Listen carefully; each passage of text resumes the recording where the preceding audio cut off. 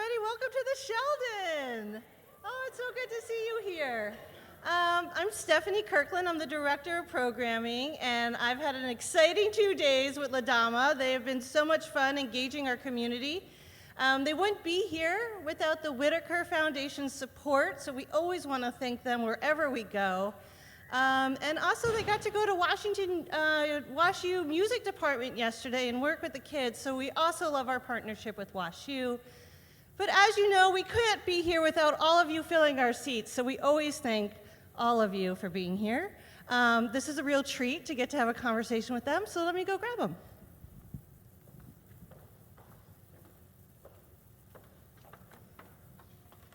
Okay. Ready? Now, the stool on the right is the bad one, so file into the left. Oh, okay. Okay. Let's go. Come on. Oh, that's fine. Okay.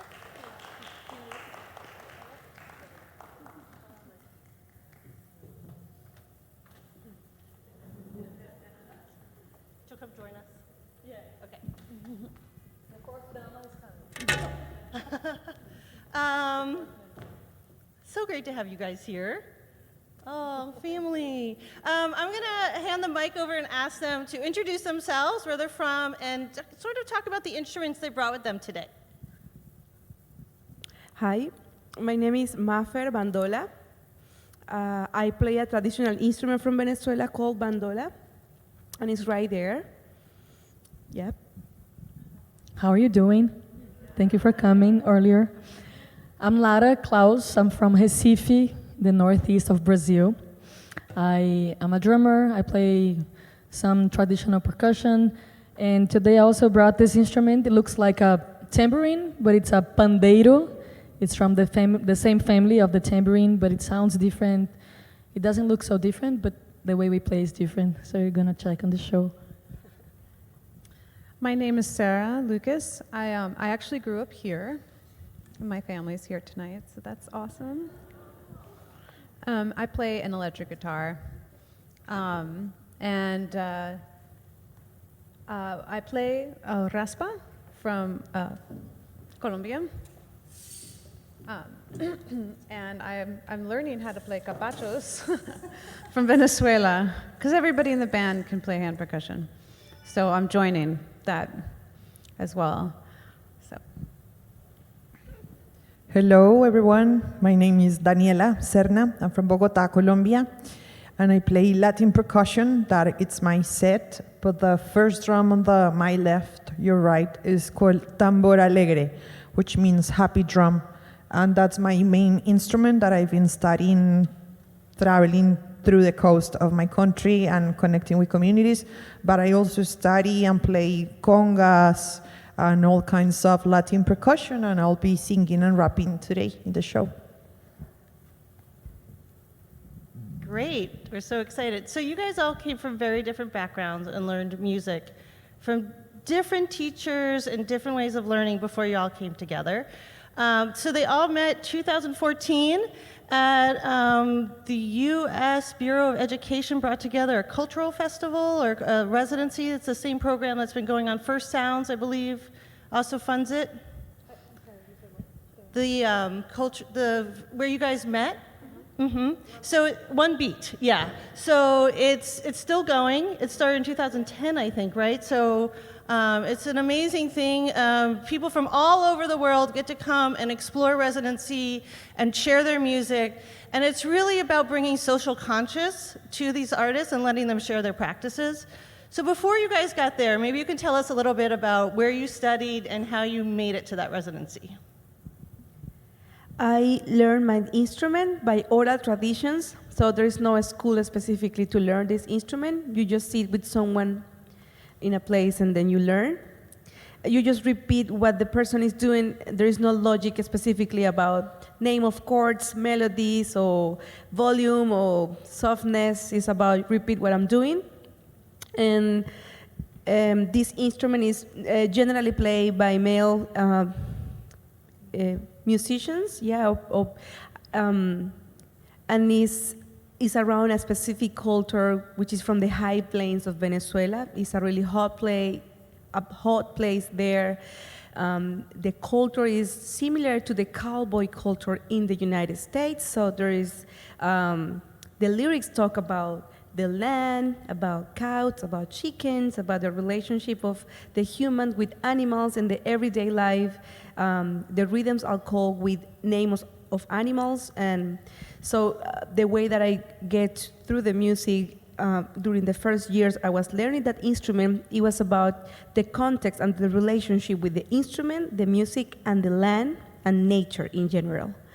Then I was able to be part of El Sistema, which is this musical program in Venezuela that exists for the last 45 years that actually teach childs in violent context of communities, or let's say they don't have access to music education, and this program actually give them the instruments, and you learn classical music, you learn Bach, Beethoven, Mozart. And so I was going through these two worlds, and then I was able to kind of get the best of each of those ways in my path. And then I started learning with specific people from jazz or other genres. So it was kind of my own path as a bandola player. And that's something that when I put it in the context of these incredible female musicians that are with me in this band, it was about understanding that it's not less important, it's just a different way of learning and making music, and a different understanding of what it means to have a skill with music, and how are you able to understand the message that you are going to put in your music. And yeah, that's kind of when I get to the residency. I did not speak any English in 2014, so I was able to apply by using the Google Translator to do the application. And then one of the questions for this residency, it was about how as a musician can impact or resolve a problematic situation in your community, and how you use your music to fix it or give a solution, no? And the way I proposed it, probably they like it, and probably the translation, it was good. And I get selected to represent Venezuela with the Bandola Llanera. Yeah.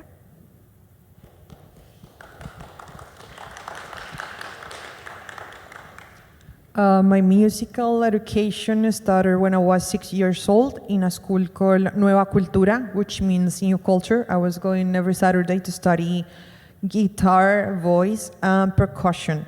But the focus of the school was into Latin American oral traditions. So I felt I was very lucky because since I was very little, I was aware of the richness that we have in our continent. And then later on, because it was a great school, not only musically speaking, but also humanly and emotionally, it was a very loving surrounding where we weren't tested to be the best musician or having perfect pitch. It was more about having fun and approach music as a game. So later on, it makes sense for me to become a professional musician and going to college to do my career as a Latin percussionist. And so I did have both educations. So I went to music school, and I have to pass my exams finally and got tested and, try to do my best and doing solo transcriptions and learning how to write and read music. That was half of my universe. But the other half was, as I mentioned before, the Caribbean coast musical universe, which means festivals in these regions, in small villages. So I was traveling from Bogota. You can take a plane, and it's 45 minutes, but you can also do the travel in a bus, and that's between 20 or 24 hours, depending on the traffic. But that was beautiful because I was able to see my country and to travel. And I loved the fact that I was going to the coast, and at the beginning I was interested in the music, in the rhythms, and the melodies, in the structure, but then I understood that the community was a big and important part of these traditions, such as cumbia, bullerengue, gaita. And I became very passionate about tambor alegre. The first couple of years I was more shy. I was making a lot of mistakes, so my teachers were telling me like, that's not right. Like, you're inventing things. That's not the language, because there's a language in each of these genres. But you know, each year I was learning more. I was recording. People is very generous in the coast of Colombia, very open. So I was just learning with them in the streets. And I kept going until like 5 or 6 years ago with an all-female ensemble that I have called La Perla. We won the festival, the National Gaita Festival, and it was the first time in history that a female band from my city, which is Bogota, the capital, we won that festival. And it was very beautiful because there's a panel of judges giving that award, but the people of the town itself were the ones reaffirming, like, you guys deserve that. Like, you are playing in a beautiful way. You're honoring this sound. So, yeah, my education had the academic part of it, which was very important for me and for my parents. They were very like, you need to finish music school, even when I didn't want to do it, because I was already traveling. I was already learning from this other community aspect of music. So I'm grateful that I have both. And then when I applied to One Beat, when I saw the video, it felt like Nueva Cultura. It felt like that school where it was about music, but it was about connection. It was about opening your perspective to different and distant universes in music. And so I felt like very excited and like, this is a great opportunity for me. I did my application the best I could. I have like a decent English, because in high school I had like to study every single day 1 or 2 hours of English. So I had a good level writing, but I didn't have a good level speaking. Anyways, I applied, and then one day I received the letter on the email saying, congratulations, and here we are. And yeah, that changed my life totally.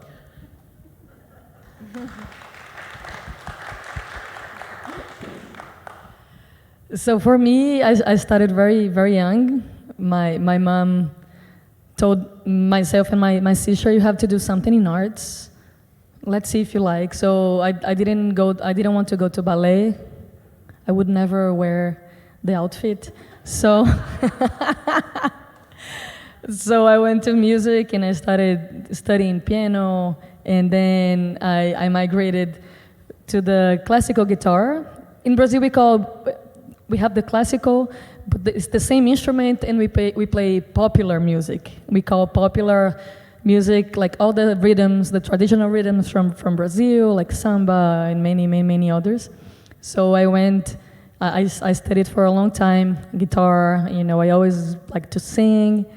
And at the same time, I come from this region where the percussion is very important.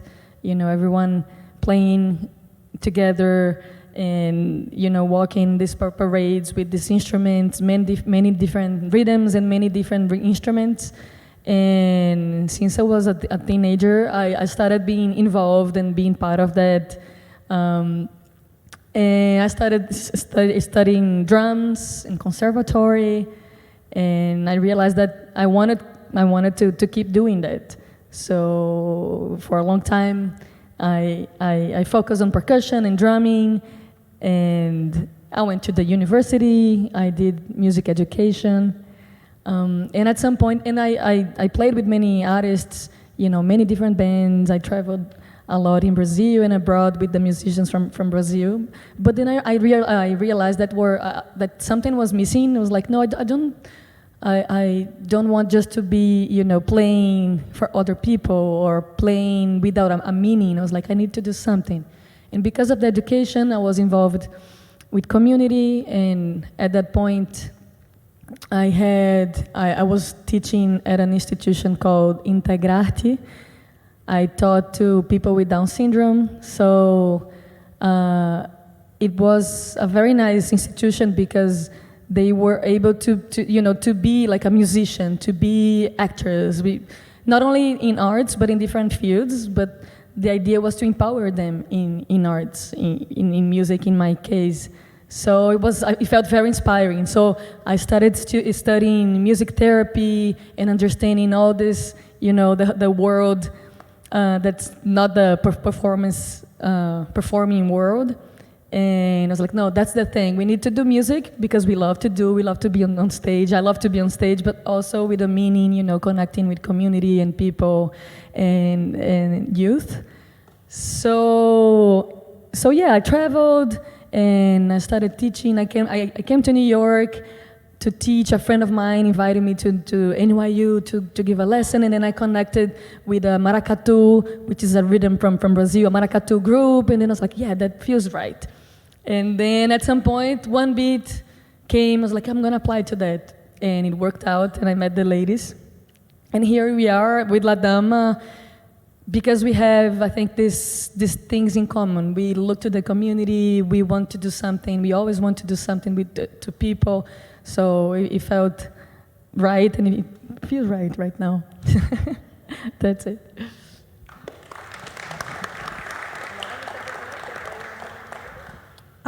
So I'm from St. Louis. I'm actually,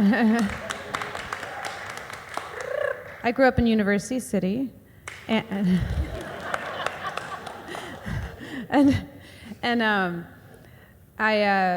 I also grew up with an oral tradition education in some respect. So I've never had. I'm primarily a singer, but I've never taken voice lessons. I grew up singing in choir in the public school system. The public school system really was important for my musical education.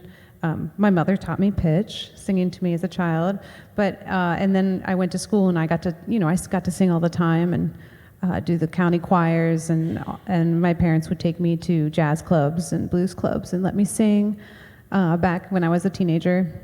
And then at the same time, I had a concurrent classical guitar education. So I would study the great composers of South America, because classical guitar repertoire, modern classical guitar repertoire, is mainly South American, Caribbean. It's incredible. And so I was able to study that at the same time, and that's how I learned how to read music, for example. And I ended up going to conservatory, to Oberlin, but I dropped out because I didn't like it, and I don't have a music degree. So what happened after that is I really went on a journey and really became acquainted with the understanding of how to make music on your own, how to create shows on your own, how to book yourself, how to produce your own music, how to make records. And I spent a long time doing that. I had another band, a rock band, out of New York. We toured for many years and produced many records before I met LADAMA. And I wanted to do one beat because I wanted. I actually spent 2 years not playing music because I was so cynical and tired of the music industry, to be honest. And I wanted to find another way to do it. And so I applied to one beat, and here we are.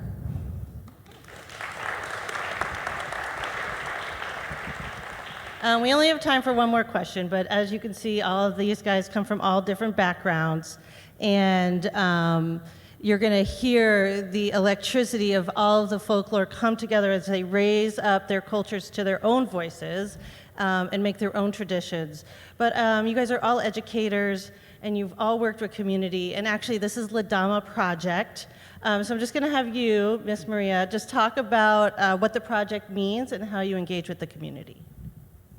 So when we create the name of the band, we were trying to decide if we were going to put the name of our instruments or each of our names. So the game started because it was like, okay, at the beginning it was Lara from Brazil, Daniela from Colombia, Maria from Venezuela, and then, yes, should be LADAMA, Sala. We're trying to play with the first syllable of our names. Entonces, we decide, LADAMA. Oh, that's great. And actually, yes, LADAMA, that way. So it should be Lara first here, but the opposite. So we And then we invite Sara like right next week when we decide about the name. And then, so Sara said, yeah, I want to be part of the band. Okay, perfect. So this is going to be LADAMA Sa. And then Sara said, actually, no, the name is great, just LADAMA. And we stay LADAMA, but we have a bass player called Pat, too. And we were like, okay, LADAMA Sa Pat. And then, no, that doesn't happen. It's just LADAMA, the name of the band, and actually represent the woman in Spanish, como la mujer, la dama, the lady.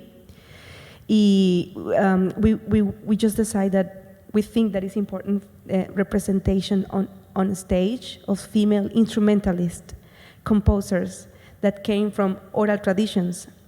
And just by existing and by playing and touring, I think it's a way of being activist and don't give up. So we wanted to try to bring this to our communities as a way to be an alternative, to be a woman, especially in Latin America, places where education is not strong enough to share a possibility to exist in a healthy way where you can choose your future and your path, and it's okay to make mistake and start again. When you don't have that opportunity, that freedom, you just follow what everyone is doing, which is getting pregnant really early and see that it's the only path that you can do, right? So when I saw them in 2014 playing in one beat, it was like, everyone needs to see you guys, as I'm really inspired by seeing you playing. I was looking for those role models in my life, and each of us was doing the same separately, como increíbles guitar players or singers or rappers, and then I get rich by listening to their stories too.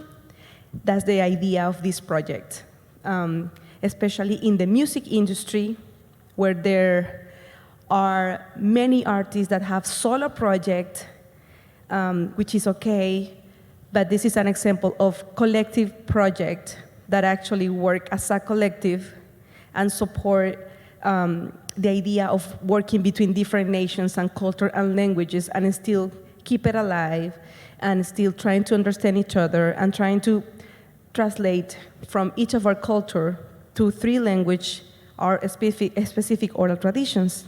Also to compose with different backgrounds that we have. So this project is it's a container of different identities, different culture, and we use our instrument as the bridge to share that message to everyone. That's great.